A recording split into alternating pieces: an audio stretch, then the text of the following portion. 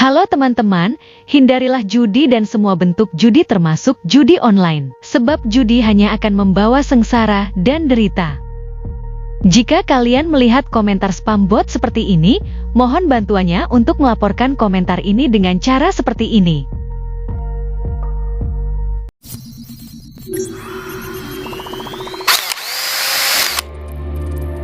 Assalamualaikum warahmatullahi wabarakatuh. Selamat datang kembali di Rio Hotspot Channel.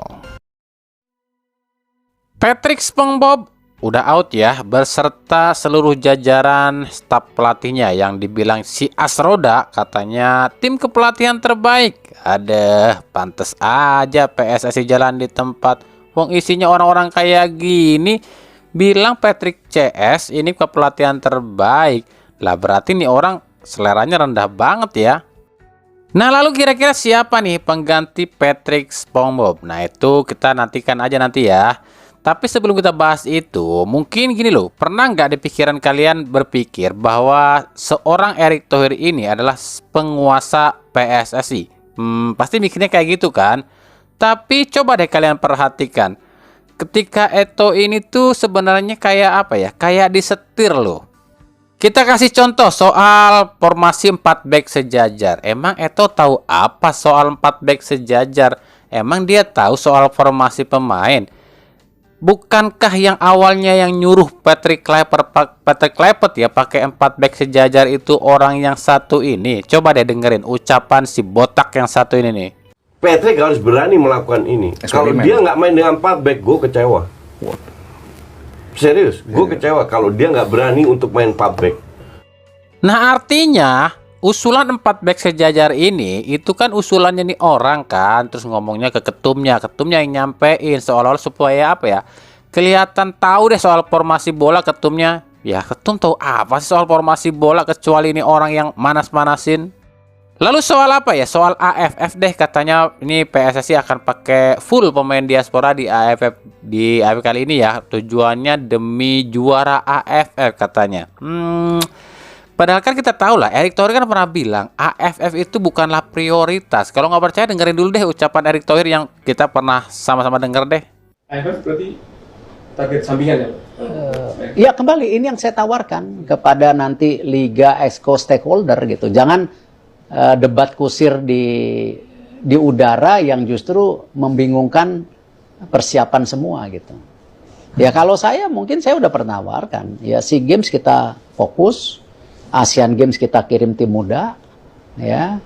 Lalu di AFC Senior U23 kita harus serius. Di AFF ya kita sebagai trial aja, gitu. Itu yang saya tahu. Tapi lantaran saat ini PSSI dikuasai oleh Toel CS, karena kan kita tahu kan siapa sih yang paling ngebet banget gitu kan pengen jadi juara AFF ya. Kalau nggak Akmal Marhali ya Toel. Kalau nggak percaya silahkan dengar sendiri ucapan Toel berikut ini. Dan kita kalau bicara ASEAN masa mau targetnya cukup final, cukup semifinal, malu dong. Kita udah nunggu dari 96 pengen juara AFF. Jadi dia harus pilih the best possible player, the best possible team. Karena itu prinsip tim nasional. Menurut saya sih itu kan bagian dari eksis juga. Nah pertanyaannya adalah, kalau selama ini PSSI atau Erick Thohir disetir sama dua orang inilah, mereka ini apa gunanya di PSSI? Cuma buat ngelobi FIFA, cari sponsor, cari pencitraan, terus prestasi sepak bolanya dibiarin aja gitu.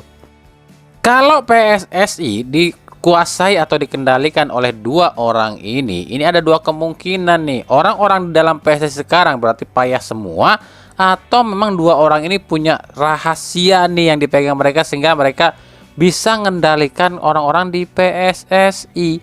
Ya secara logika ini deh, mana ada sih federasi mau disetir oleh pandit sepak bola? Kalau gitu ya mendingan Iwan Bule dong, nggak mau disetir sama siapapun, apalagi sama Toel dan Justin. Pantesan aja waktu Ibul jadi ketum PSSI ini dua orang kayak apa ya, kayak tenggelam gitu. Jadi sekarang ketahuan lah ya kenapa apa-apa yang berbau dengan Iwan Bule ini seolah-olah coba disingkirkan. Karena memang ya secara pencapaian meskipun ya Ibul nggak hadirin apa ya, nggak datangin juara, ya nggak banyak juara juga gitu kan. Tapi ya paling tidak dia nggak disetir sama yang namanya Toel dan Justin ya. PSSI zaman sekarang Erick Thohir apa sih prestasinya sebenarnya yang naikin ranking liga ke liga, ranking timnas kan Sintayong, sementara Sintayong itu kan rekrutannya Iwan Bule. Mungkin ya prestasi sejauh ini dari Erick Thohir apa ya? VAR. Terus juga Piala Dunia U17 sama ngedatangin Argentina doang ya. Nah, terus bagaimana nih siapa penggantinya Patrick SpongeBob? Ya, ini sih udah ketebak ya. Kalau PSSI masih disetir sama Toel dan juga Justin, yang paling nggak jauh-jauh pelatih itu dari Walanda alias company juga sih sebenarnya. Karena ya kita tahu lah Justin ini sangat apa ya? Sangat ngefans sama timnas Belandong gitu. Dan kalau benar nanti pelatihnya dari Belanda lagi ya, kita harus berlapang dada ya. Supporter timnas harus berlapang dada untuk melihat timnas kita ke Piala Dunia itu kayaknya agak mustahil gitu ya. Karena ya kalau kita berpatokan dengan apa yang dikatakan almarhum Gus Dur, katanya Indonesia kapan Gus masuk Piala Dunia? Wah, masih lama itu. Nanti kalau PSSI-nya apa ya, udah berubah gitu kan. Dan ada satu orang yang bisa membawa timnas ke Piala Dunia itu matanya sipit gitu ya. Mata sipit itu kan bukan berarti Korea aja lu ya, bisa Jepang, bisa Cina gitu kan. Ya kalau memang nggak dari Korea, nggak Sintayong ya mungkin siapa ya? Dari Jepang, Haji Memoriyasu kali ya. Atau mungkin yang ada sekarang aja di PSSI ini, kan ada orang Jepang juga. Siapa? Akira Higashiyama itu pelatih timnas U20 wanita tuh. Nah kenapa nggak dicoba itu? Tapi ya terserah lah ya. Nah sekarang juga PSSI dikuasai atau disetir oleh Toel CS dan Dasit CS. Ya wes sakarap moe lah. Tapi ya kalau misalnya nanti pelatih pilihan kalian berdua nih, Justin dan Toel nih ternyata gagal lagi, enaknya diapain ya dua manusia ini nih? By the way, info yang kami dapat kemarin dari ucapan JJ sih katanya Sintayong nih nggak bakalan mau balik lagi ke timnas Indonesia, katanya sih gitu ya. Mungkin ya buat kami wajar lah ya kenapa Sintayong ini nggak mau apa ya, nggak mau balik lagi ke timnas Indonesia. Sekarang gini deh, kalau lu sendiri jadi Sintayong ya, apa ya, dilepehin, dihina, dihujat gitu kan, disingkirin gitu, tiba-tiba mau diambil lagi, waduh harga diri di mana tuh? Oh ya satu lagi, kami memprediksi timnas gak akan maju loh, gak akan pernah maju kalau prediksi kami selama di dalam PSSI masih dipenuhi orang-orang busuk, dan tentunya salah satunya adalah Arya Sinulinga. Ya kami sebut aja namanya, Arya Sinulinga. Buat kami ini orang apa ya, orang tersombong. Kenapa sombong? Dulu aja membangga-banggakan Kluivert CS, banding-bandingkan dengan Sintayong, selalu merendahkan Sintayong dan sombong banget namanya. Sekarang ketika Kluivert CS jeblok, apa ada nih orang nongol ke publik atau bikin video klarifikasi atau permohonan maaf deh? Nggak ada. Kan artinya nih orang sombong banget gitu kan. Bahkan kita sempat dengar kan atau lihat video ditanya sama seseorang malah jawab, lah kamu wartawan mana? Ya Allah sombongnya minta ampun, baru jadi esko aja udah sombong. Kamu main wartawan bola nggak? Sepertinya nggak wartawan. Sementara kita tahu Tuhan itu sangat membenci dengan yang namanya kesombongan. Aduh, jadi manusia aja ya yang nggak ada sebutir debu pun di hadapan Tuhan udah sombongnya kayak gitu, gimana jadi malaikat atau dewa? Camkan itu.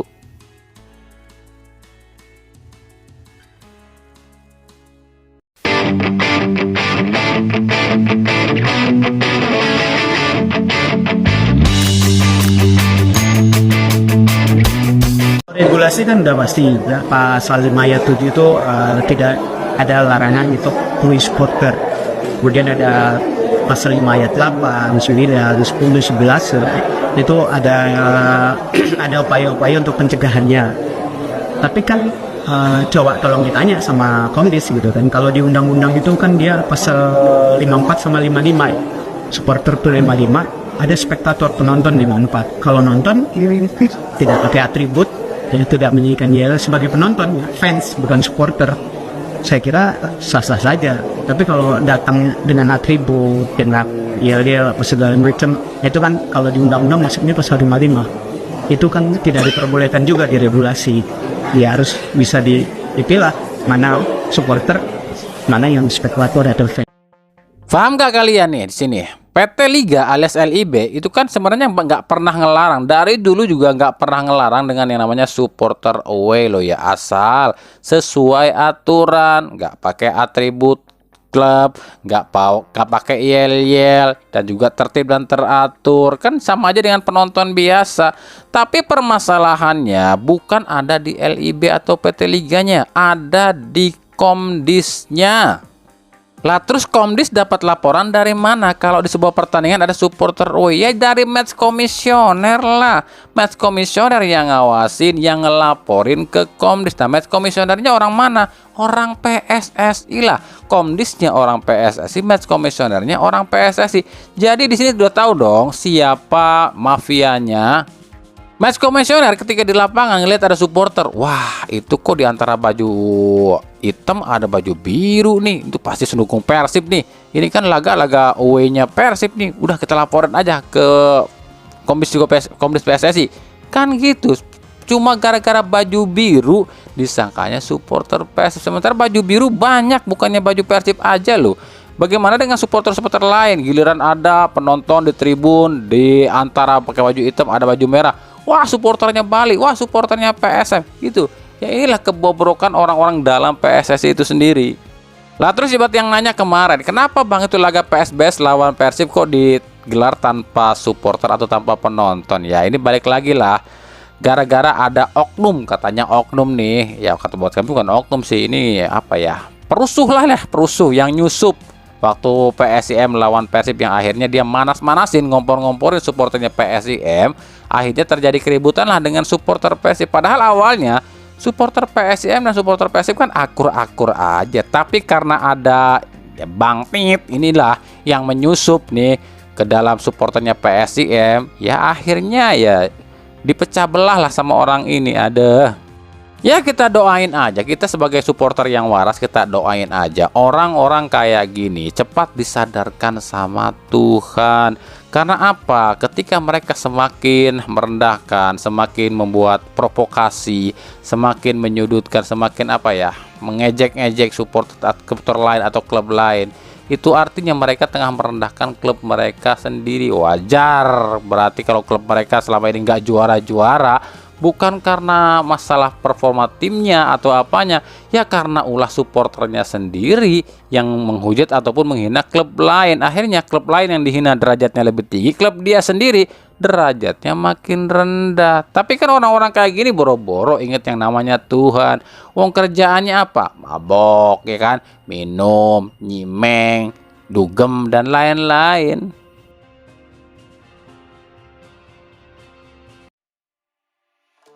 Lanjut, kemarin banyak nih supporter Persib yang ngebahas soal Joy Pelupesi yang kabarnya sih akan ke Persib. Nah sekarang giliran supporternya Persija pun gak mau kalah nih, hebohnya mengklaim katanya Persija akan resmi mendapatkan Joy Pelupesi.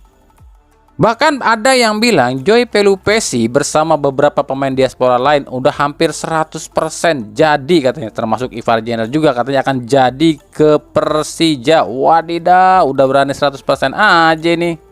Ya kalau kami pribadi nggak bisa komentar sih soal ini, sebab itu kan urusannya bos sama bos lah ya. Sebab yang udah-udah aja, ini udah kejadiannya kalian juga udah tahu sendiri kan. Persib membidik Jordi Amat ternyata berlabuhnya ke Persija. Persija bidik Tom Haye dan Eliano justru berlabuhnya ke Persib. Jadi kalau soal Joy Pelupesi, Asnawi ataupun siapapun yang tengah dirumorkan ke Persib ataupun ke Persija, ya kita nggak tahu. Kuat-kuatan aja nih dua bos di dua klub ini, yang katakan nggak tahu nih siapa yang akan mendapatkannya. Jadi tunggu aja di pertengahan musim ini deh. Jadi kami nggak bisa komentar kalau soal ini.